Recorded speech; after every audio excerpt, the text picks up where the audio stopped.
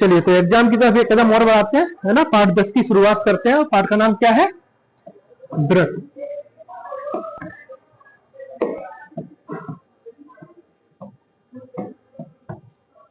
आज इसके बारे में पढ़ेंगे। तो अगर मैं बात करूं,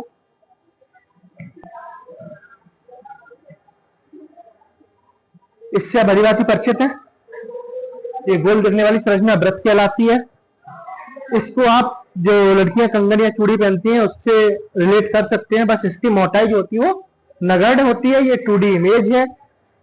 इस व्रत में त्रिज्या, व्यास, परिधि वगैरह होता है। अगर मैं आपको थोड़ा सा शॉर्ट स्नैप दूं तो ये जो आपको रेड लाइन दिख रही है ये व्रत की परिधि कहलाएगी।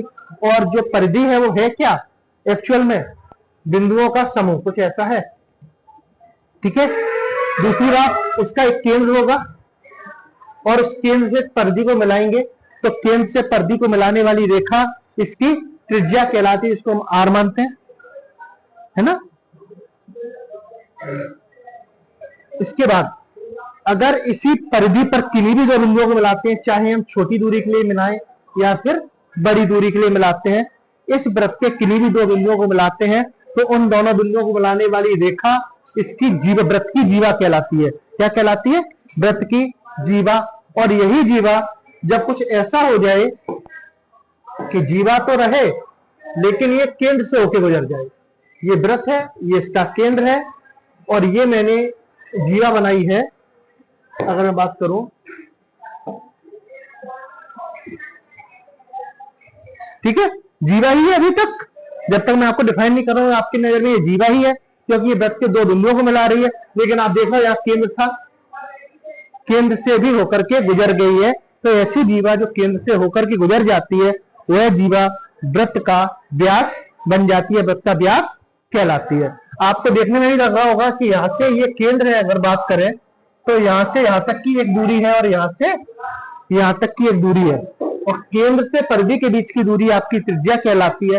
तो इस जीवा में इस व्यास में दो आर हैं, एक आर ये है और एक आर ये है। व्यास को डी से लिखते हैं, इसलिए हम लिखेंगे d बराबर 2r। अगर नॉर्मल सवाल आ जाता है कि एक व्रत का व्यास 10 सेंटीमीटर का है तो त्रिज्या ज्ञात करो, त्रिज्या हो जाएगी 5 सेंटीमीटर। या फिर व्रत की त्रिज्या दी है 5 सेंटीमीटर और ये बोला है कि इसका व्यास ज्ञात करो, तो व्यास हो जाएगा 5 गुणा 2 यानी कि 10 सेंटीमीटर। हालांकि इस चैप्टर में इन सब चीजों का ज्यादा काम नहीं है, जब पार्ट 11 पढ़ेंगे उसमें काम आएगा। हाँ, लेकिन फिर भी कुछ सवाल हैं व्रत के जिनमें जीवा काम आएगी। तो जीवा अच्छे से आप देख लेना, जीवा क्या कहलाती है कि व्रत के किन्हीं भी दो बिंदु को मिलाने वाली रेखा जीवा कहलाती है और त्रिज्या का भी काम आएगा। इस चैप्टर में जो सबसे मुख्य चीज है वो है इस व्रत पर स्पर्श रेखा और छेदक रेखा। अगर हम बात करें, ये व्रत है और इस व्रत पर हम एक बाह्य बिंदु से कोई रेखा खींचते हैं,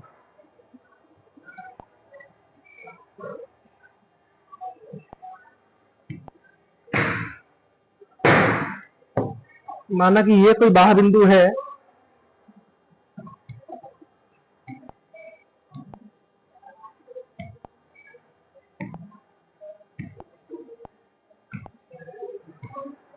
माना ये कोई बाह्य बिंदु, ऐसी एक रेखा है। ठीक है, हम इसी रेखा को देखेंगे कि यही रेखा अप्रतिच्छेदी रेखा, छेदक रेखा और स्पर्श रेखा तीनों बनेगी। कैसे बनेगी? देखो, जब तक ये व्रत के क्षेत्र से ही बाहर है, व्रत को किसी बिंदु पर प्रतिच्छेद नहीं कर रही है, ना स्पर्श कर रही है, ये अप्रतिच्छेदी रेखा कहलाएगी। अब हम इसको ऊपर लेके जाते हैं थोड़ा थोड़ा,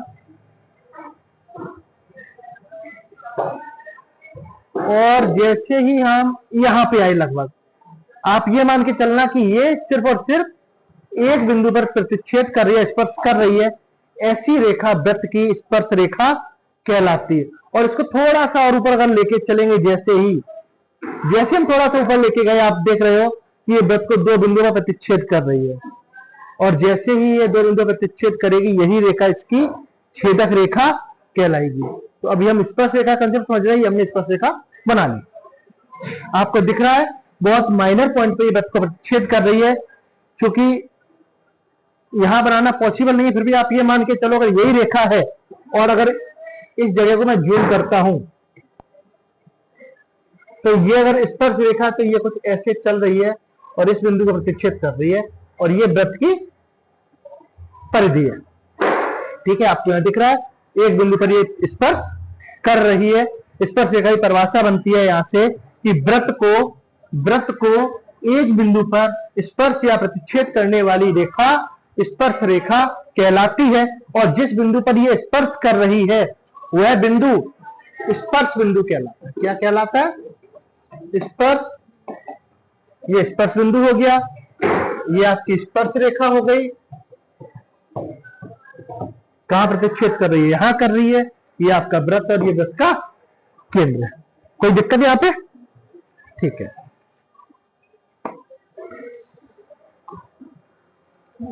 जैसे ही हम बात करेंगे आपका अगला जो है, अगला प्रमेय का कथन है कि एक वृत्त के किसी बिंदु पर एक और केवल एक स्पर्श रेखा हो सकती है। माना कि अगर ये वृत्त है हमारा और अगर हम इस पे स्पर्श रेखा खींचते हैं,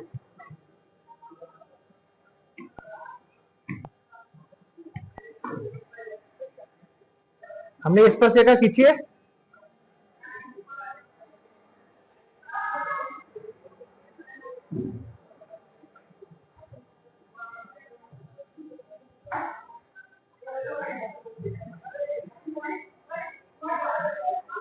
ये स्पर्श रेखा है। अगर हम इसको जरा सा भी डिस्टर्ब चलो नहीं करते, काम करते हैं, दूसरी स्पर्श रेखा हम ड्रॉ करते हैं। ठीक है, जैसे ही हम बिल्कुल देखना इसके जरा सा ऊपर ही दूसरी स्पर्श रेखा ड्रॉ करते हैं,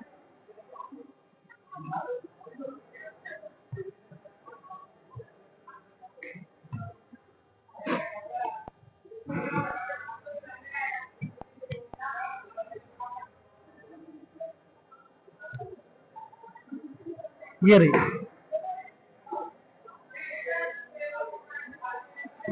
आप इसको बिल्कुल ऊपर लेके जाओगे तो भी ये देखो दो बिंदुओं पर प्रतिच्छेद कर रही है, वृत्त को कर रही है ना, उस एक बिंदु पर ये नहीं है। आप इसी बिंदु से अगर दोबारा स्पर्श रेखा खींचेंगे जिसपे ये रेड लाइन है, रेड स्पर्श रेखा जो है आपकी, अगर इसी बिंदु पर दोबारा खींचेंगे तो ये इसी को ओवरलैप करेगी, यही रेखा रहेगी। और इसके जरा सा भी अगर आप ऊपर जाते हैं तो वो स्पर्श रेखा ना होकर के छेदक रेखा बन जाएगी। मैं कहता हूं आप ठीक है यहां से खींचने की कोशिश करिए कि नहीं, तो आप इस बिंदु तक तो जा ही नहीं पाएंगे। पहली बात तो जाएंगे तो पहले ही छेदक रेखा हो गई। तो ये चीज ये डिनोट करती है कि वृत्त के एक बिंदु पर एक और केवल एक स्पर्श रेखा होती है। अगर हम बात करते हैं, हमने स्पर्श रेखा की बात कर ली, स्पर्श बिंदु की बात कर ली, वृत्त के किसी बिंदु पर एक स्पर्श रेखा होती है। इसके बाद एक अगली प्रमेय और बनती है कि किसी बाह्य बिंदु पर वृत्त पर खींची स्पर्श रेखाएं। बाह्य बिंदु से मतलब यह है कि अगर हमारा ये वृत्त है,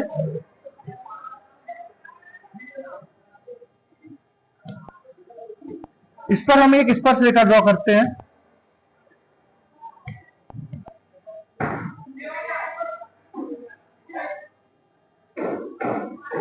ये एक स्पर्श रेखा हमने ड्रॉ कर ली।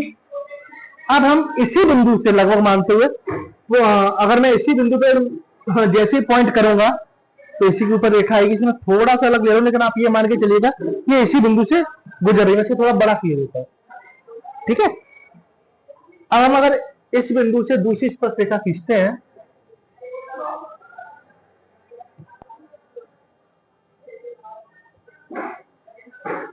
ये रही, अभी ये अप्रतिच्छेद रेखा है। अब हम इसी रेखा के ओवरलैप हो गए तो ये तो वही रेखा है, जरा सा ऊपर किया तो छेदक रेखा। अब आप यहां कहीं भी करते जाएंगे तो ये क्या कहलाएगी? छेदक रेखा। और एक पॉइंट ऐसा आएगा कि इस वृत्त के बाहर भी अगर आप जाओगे तो ये अप्रतिच्छेद रेखा है और इसको लेके आप नीचे आते रहोगे तो ये इसकी स्पर्श रेखा हो गई। ठीक है, कोई दिक्कत यहां पे आपको? ये स्पर्श रेखा है। अब इसी बिंदु से आप तीसरी स्पर्श रेखा खींचने की कोशिश करो। मैं यहां इसी बिंदु से एक तीसरी स्पर्श रेखा खींचने की कोशिश करता हूं,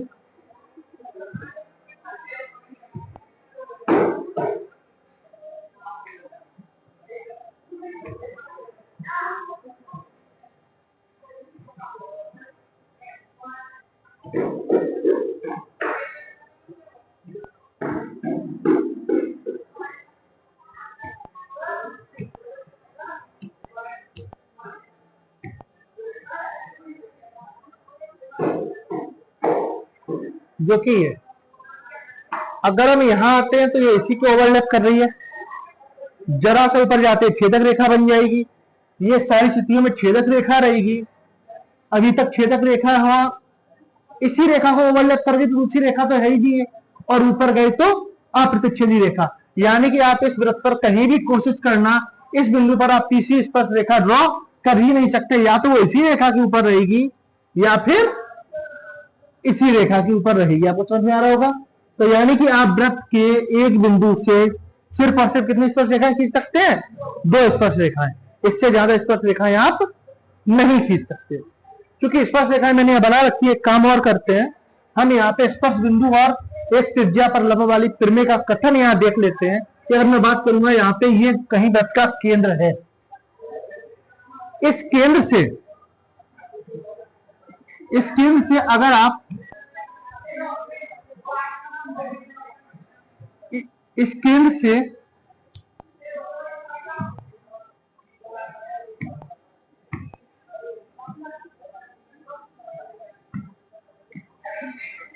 चलिए मैं डायरेक्ट बना देता हूं, इस केंद्र से, और अब क्या दिक्कत हो रही है,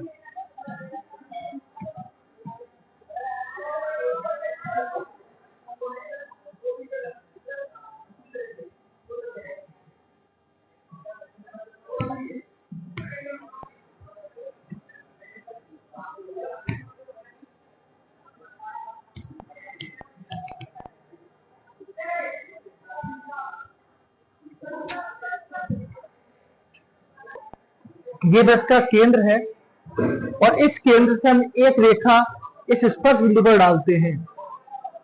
ये डालिए और थोड़ा क्लियर कर दें।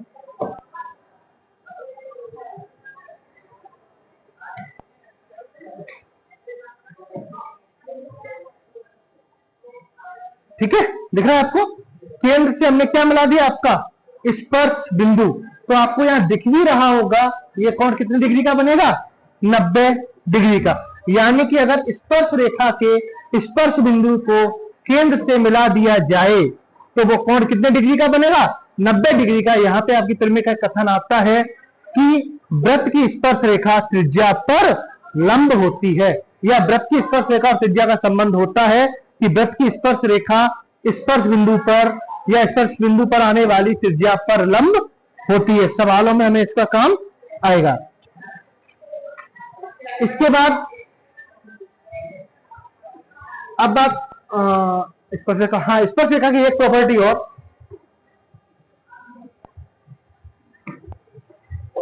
कि माना कि ये वृत्त है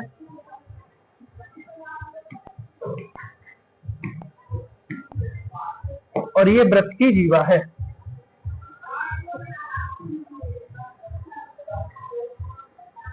ये क्या है? वृत्त की जीवा। और इस जीवा पर, हालांकि ये व्यास भी हो सकता है, लगभग केंद्र से निकल रहा है, ठीक है, इस व्यास पर अगर हम स्पर्श रेखाएं खींचते हैं तो पहली स्पर्श रेखा जब हम इस पर खींचेंगे,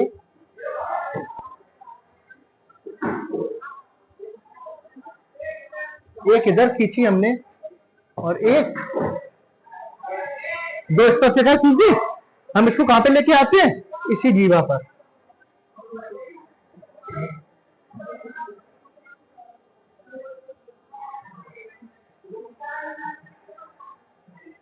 ये आ गई इधर,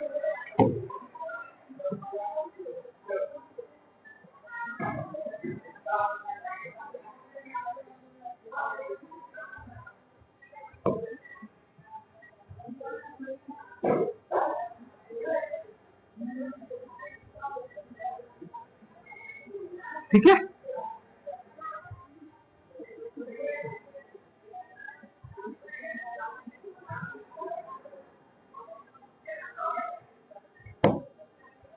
ये 2 स्पर्श रेखाएं हमने खींच दी हैं व्यास के सिरों पर। ये दोनों स्पर्श रेखाएं आपस में समांतर हैं। कैसी हैं? थोड़ा सा डिफरेंस आ रहा है मेरे बनाने में, उसको ध्यान मत दीजिएगा। तो आपको ये दिख रही है कि दोनों, ये जो ग्रीन लाइन से स्पर्श रेखाएं मैंने बनाई है, ये कैसी हैं? दोनों समांतर हैं। अब इसके अलावा अगर ये स्पर्श रेखा है, इसको फिक्स कर लो आप, इसको नहीं टच करना। ये जो स्पर्श रेखा है, ये वाली आपकी, ये जो स्पर्श रेखा है इस पोजीशन में तो समांतर है। अब इसको मतलब अभी ये कहां से लगाओ, इस बिंदु से, यहां से, ये जो बिंदु है यहां पे, इस बिंदु से ये चली है, यानी बात करें यहां पे, ये जो बिंदु है लगाओ, यहां से स्पर्श रेखा चली है। अगर हम इसे किसी दूसरे बिंदु से बनाते हैं, माना कि थोड़ा सा यहां से बनाते हैं, जैसे हम इसको बनाएंगे इस बिंदु से,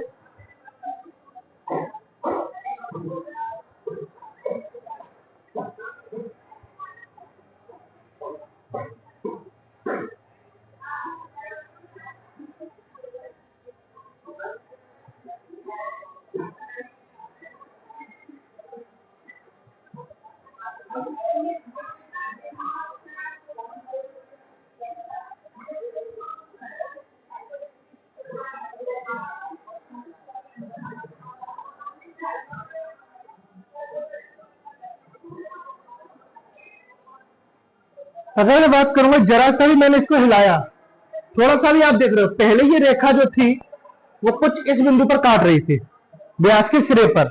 जैसे ही इसको हिलाया है, थोड़ा सा भी अपनी जगह से डिस्टर्ब किया है, तो ये रेखा कहां टच करने लग गई, कुछ यहां पर। यानी कि व्यास के दोनों सिरों पर एक स्पर्श रेखा के समांतर एक और स्पर्श रेखा ही हो सकती है। आप दूसरी स्पर्श रेखा यहां भी ड्रॉ नहीं कर सकते। यानी वृत्त के व्यास के सिरों पर एक स्पर्श रेखा के समांतर एक अन्य स्पर्श रेखा खींची जा सकती है। आप जैसे इसको थोड़ा अंदर लेके जाओगे तो वो छेदक रेखा हो जाएगी, बाहर है तो प्रतिच्छेदी रेखा रहेगी, और उसी बिंदु पर है तो सिर्फ और सिर्फ एक स्पर्श रेखा होगी। तो इसका जो प्रॉपर कथन, अगर मैं उसकी बात करूं,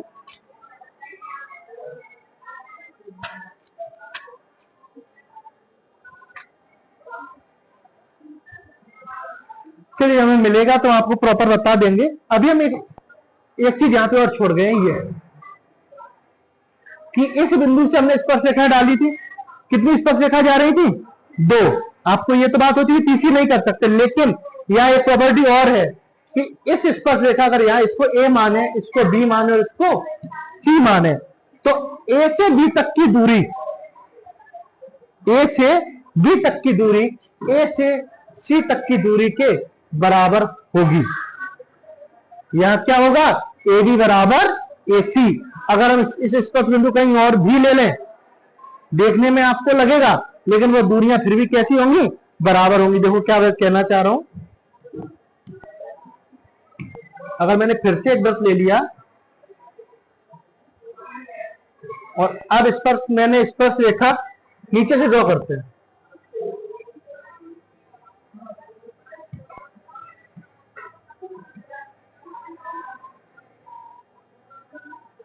एक स्पर्श रेखा ये हो गई।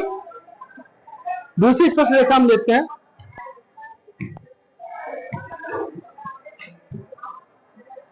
जो इसी बिंदु से होकर जाएगी, ये हो गई। तो भी ये बिंदु मतलब वृत्त के परिक्षेत्र में कहीं भी हो, यहां हो, यहां हो, यहां से आप यहां से, यहां से, यहां से, यहां तक कि यहां से किसी भी बिंदु से अगर आप वृत्त पर 2 स्पर्श रेखाएं डालेंगे तो उन दोनों स्पर्श रेखाओं की लंबाइयां कैसी होंगी, बराबर होंगी। ये जब आप सवाल करेंगे तो ये बहुत यूज आएगा, इसलिए इसको ध्यान रखना। इसका एक यूज और बनेगा, वो अच्छा ये बराबर क्यों होती है। अगर मैं सिर्फ आपको भाषाई तौर पर समझाना चाहूं तो हमने थोड़ी देर पहले क्या बात की थी कि वृत्त के स्पर्श बिंदु पर त्रिज्या लंब होती है, बताया था। अगर हम थोड़ी देर के लिए यहां पे 2 त्रिज्याएं बना दें,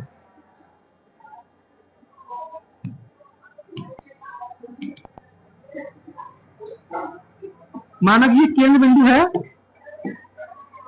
और यहां से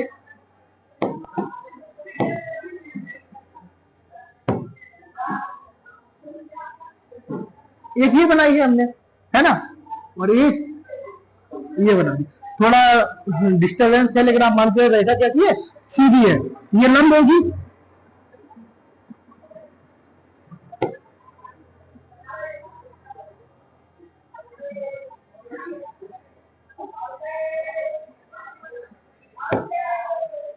कोई दिक्कत यहां पे अभी तक, क्या कह रहा हूं, ये लंब होगी। अब देखो क्या होता है कि अगर ये जो पॉइंट है ना, यहां पे एक पॉइंट होगा, होगा एक पॉइंट यहां पे होगा, है ना।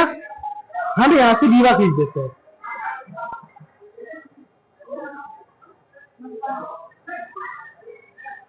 ये खींच दी जीवा। जैसे ही हमने यहां पे जीवा खींची, एक कोण ये बनेगा और एक कोण ये बनेगा, और आपको देखने से ही लग रहा है ये कोण कैसे होंगे, बराबर होंगे, दिख ही रहे हैं। और जब ये कोण बराबर होंगे तो ये आपका ए बी और सी ये त्रिभुज बन रहा है। और त्रिभुज की एक प्रॉपर्टी होती है कि बराबर कोणों के सामने की भुजाएं बराबर होती है। तो अगर ये दोनों कोण बराबर हैं तो इनके सामने की भुजाएं कैसी होंगी, बराबर होंगी। और ये कोण भी बराबर, अगर मैं ये अगर उल्टा बोलूं, ये दोनों भुजाएं बराबर हैं तो ये कोण भी कैसे होंगे, बराबर होंगे। ठीक है, इसलिए इस बाह्य बिंदु से जो स्पर्शरेखा खींची जाती है उसकी लंबाइयां बराबर होती हैं। ठीक है, अब इसके बाद हम नेक्स्ट आ जाते हैं। ये सारे प्रश्न आपके ऑब्जेक्टिव चल रहे हैं अभी, है ना। फिर से हमने एक वृत्त बनाया और हमने एक स्पर्शरेखा, हम रफ फिगर बनाते हैं। हमने इस पर एक स्पर्शरेखा ये खींच दी, है ना। हम इस पर एक स्पर्शरेखा ये भी खींच सकते हैं, है ना। हम इस पर स्पर्शरेखा ये भी खींच सकते हैं, यानी हम इस पर कितनी स्पर्शरेखा खींच सकते हैं, अनंत। एक वृत्त पर कितनी, एक वृत्त की कितनी स्पर्शरेखा हो सकती है, अनंत हो सकती है। अगर मैं इसी चीज को छेदक रेखा पे अप्लाई कर दूं, अभी आपको मैंने बताया था कि ये रेखा छेदक रेखा कहलाएगी। अब आप कितनी भी छेदक रेखाएं वृत्त में बना सकते हो, ये सारी रेखाएं क्या कहलाएंगी, छेदक रेखाएं कहलाएंगी। यानी कि एक वृत्त पर अनंत छेदक रेखाएं हो सकती हैं, एक वृत्त पर अनंत स्पर्श रेखाएं हो सकती हैं, लेकिन वृत्त के एक बिंदु पर एक ही स्पर्श रेखा होगी, वृत्त के एक बिंदु पर एक ही स्पर्श रेखा होती है।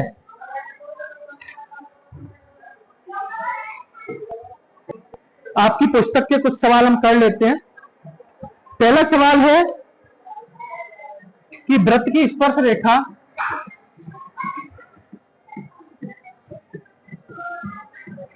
कितने बिंदु पर प्रतिच्छेद करती है,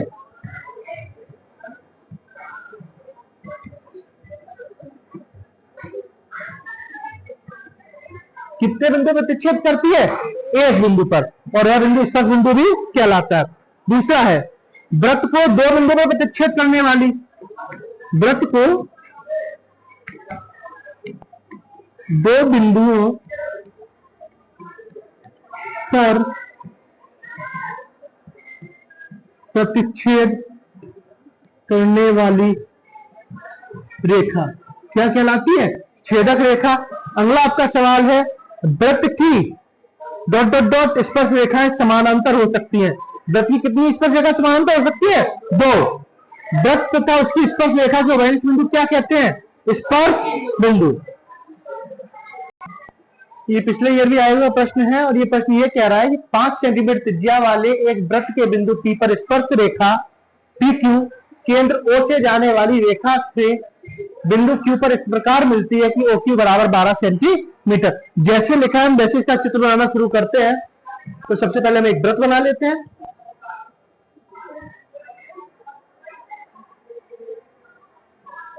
बना लिया। इस वृत्त का ये कहीं केंद्र होगा, केंद्र क्या बोला हमने, O। अब बोला 5 सेंटीमीटर त्रिज्या, इस वृत्त की त्रिज्या कितनी है, 5 सेंटीमीटर। 5 सेंटीमीटर वृत्त के बिंदु P पर, यह बिंदु P हो गया, P पर स्पर्श रेखा PQ, यानी अगर यह बिंदु P है तो इस पर एक स्पर्श रेखा बनेगी, कौन सी, PQ। हम बना देते हैं।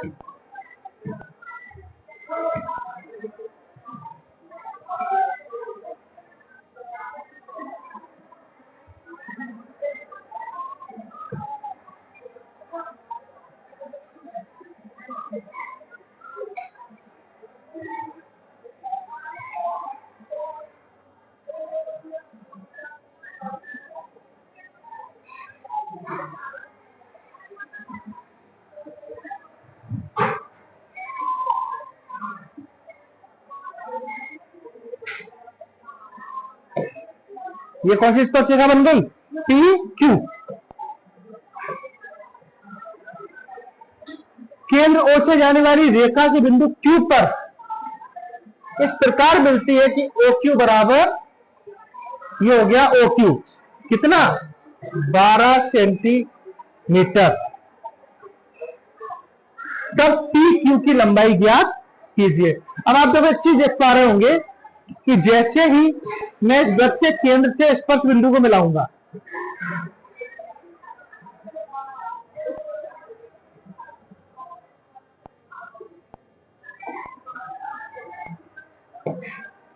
इस केंद्र से मैंने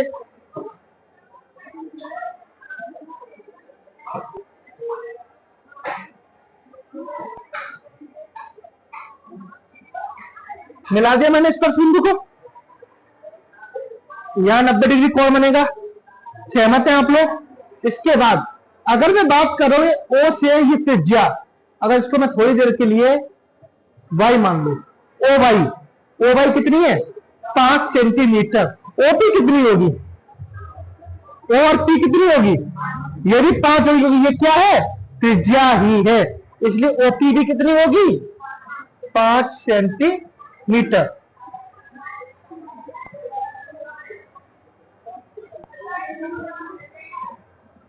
ओपी भी 5 होगी। अब आप देख पा रहे होंगे कि एक त्रिभुज बन रहा है आपके सामने, कौन सा? O P Q. ये त्रिभुज बन रहा है, और ये त्रिभुज है कैसा? समकोण त्रिभुज। और जहां पर भी समकोण त्रिभुज बनता है वहां क्या लगा सकते हैं? पाइथागोरस प्रमेय। और पाइथागोरस प्रमेय लगाएंगे तो समकोण के सामने की भुजा क्या कहलाती है? कर्ण कहलाती है। बाकी आप किसी भी भुजा को लंब और आधार ले लो। क्यों? अगर आप ओ से देखोगे तो लंब हो जाएगा पी क्यू, आप क्यू से देखोगे तो लंब हो जाएगा ओ पी। कोई दिक्कत नहीं है। वहां से मेन था कर्ण फाइंड करना, और कर्ण कहां होता है? समकोण के सामने वाली भुजा कर्ण कहलाती है। हम लगाएंगे त्रिभुज ओपी क्यू में पाइथागोरस प्रमेय से।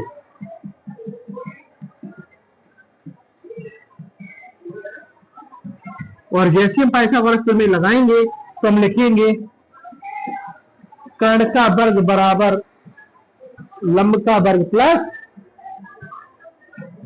आधार का वर्ग। और कर्ण क्या है इसमें? OQ है, तो OQ का वर्ग बराबर लंब हमने मान, क्यू से देख रहे हैं तो लंब हमने मान लिया है OP का वर्ग प्लस PQ का वर्ग।